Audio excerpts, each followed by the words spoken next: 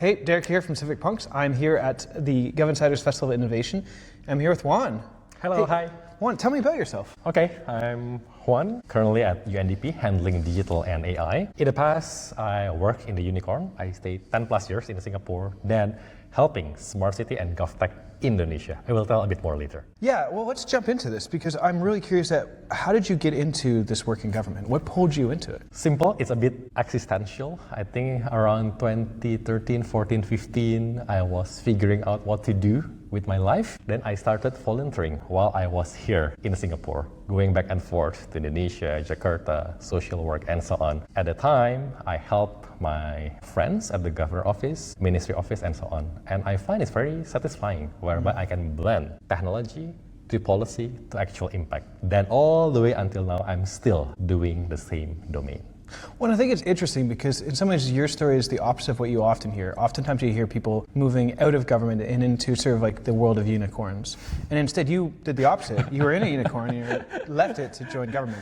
So it's kind of refreshing to hear that story. What is the argument you make for your friends who are still in unicorns? How do you pull them? Interesting question. Many people ask me about that. I mean, in a simple way, I think I like to see things from multiple perspectives, even until now. So if you ask me right now, I'm doing so-called many things. So let's say I work in the government, my friend asked me to help in their startup, I was asked to teach in the university, some of my friends asked to do research, blah, blah, blah. So during that time when I was in Unicorn, I work in the Unicorn and help the government. Maybe right now, I'm so-called in the government, international organization. At the same time, I am helping some emerging startup, research, and so on. So in a nutshell, I like to see from multiple perspectives, not stuck in just one box or activity. So from there, I try to blend the perspective and initiative. In simple word, how to build the ecosystem. I love that. I absolutely love that. I guess the question I have is how do you, having now spent some time with government and working in government, what does that tell you? Like what lessons do you pass on to your friends about, okay, this is what I learned from my time in government? Context first.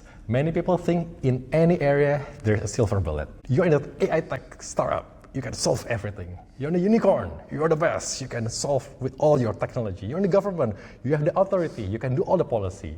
I don't think so. I mean, I've tried in several ways. Each of them, I think, from my personal reflection, have their own roles. And I think to me, must be humble enough to learn from one another. At least that is my assessment. So come to you. My thought or advice, assuming to so-called younger generation, whoever they are. I met them just now. I will meet People them like again. me, right? Yeah, younger. I will meet them again later about advising startups. I think it's still the same thing. Two things. First, again, humility. Don't think you are the best, you know everything. Try to learn, work with people from multiple perspectives. That's one. Second, problem solver. I don't think whatever you are, I think problem solver is needed. You're in a startup, unicorn, government, university. I like to quote Obama for here. So after his presidency period, I think people ask him, so what's your simplest tips or your reflection when your experience as president? One thing, I need people who can get the things done. Problem solver. I think for every people, including in the case of AI, have that mindset. And hopefully, all the emerging jobs, all the creativity, future trajectory can be taken care of. Thanks. So let's bring it to today. You were on a panel today. 2 times. Twice, all right. So what? Third time with you. That's true. Yes, you are a man of action here.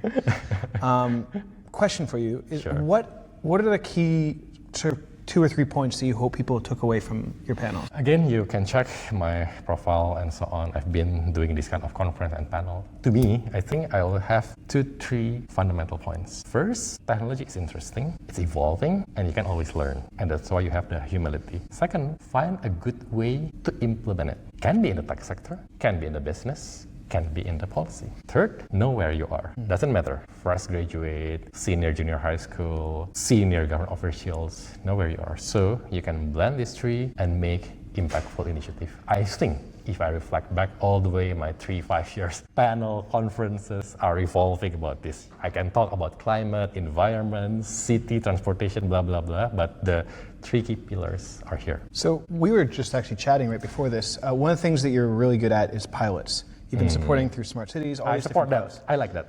Tons of pilots. I want to start dig a bit deeper because we talk about pilots as this great thing to do. I guess a couple questions. First off, when should you do a pilot? Like, is there a time? And maybe actually a better question is when do you not do a pilot? Sure. context. I was in unicorn and startup before. There's a term or philosophy, break fast, right? Work it fast, develop fast, break fast, something like that, right? But again, I try to reflect in the government. I mean, it's not that simple, right? You have all the bureaucracy, policy, and so on. So it comes to the pilot. I like pilot in terms of the speed and practicality. You want to do something fast in the short term, and there is impact. That's what I like. But the question is, in what kind of condition you should drive pilot? And what's next? I think that's a very crucial reflection. To me, pilot is for so-called low-hanging fruits. It means low to medium complexity. Arguably, the impact is medium to high, something like that, 2x2 matrix. So I try to make it not really complex, but the impact is good. Then the next step, how far you want to scale up. Then you must be honest. Just now, I gave example. So let's say I'm in Indonesia, 30 plus provinces. I did pilot in one province. Does it mean I have to scale it up across national level 34 provinces? Maybe not. Maybe 3 to 5 or maybe 10 provinces, good enough. Depends on the needs, depends on how far you want to scale, how much resources that you have, and the urgency, for sure. Well, I think the key lesson for that, for me, is that pilots don't always need to scale. Sometimes a pilot's purpose is to just be that, a pilot. And from that we learn. And those lessons can be shaped in all sorts of different ways. To be very fair, as the name implies, pilot, the possibility to fail is there. So I think that's a good part. Sometimes, to be very honest, as a government or so-called corporate leaders, it's hard to admit mistake or failure. But in the startup, it's more normal. I think I try to implement a little bit of that kind of mindset, whereby if you fail, don't hide it, admit it, learn from that, and improve moving forward. So I mean, I totally agree with you. Pilot doesn't mean must be 100% successful or full scale up. I don't think so. It's not really realistic, I think. But it's a really good approach for organization, including government, international organization, to learn and improve themselves. So a final question I have for you is, what are you excited about moving forward? Me. Okay.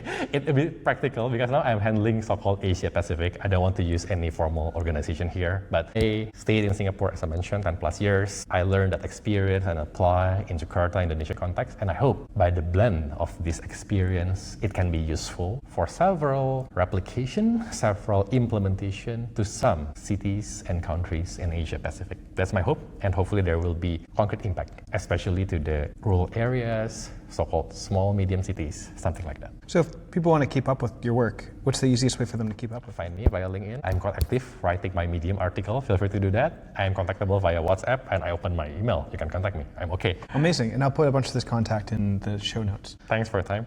Thanks so much. Appreciate it. Enjoy the questions. Thank you so much. Thanks for your help.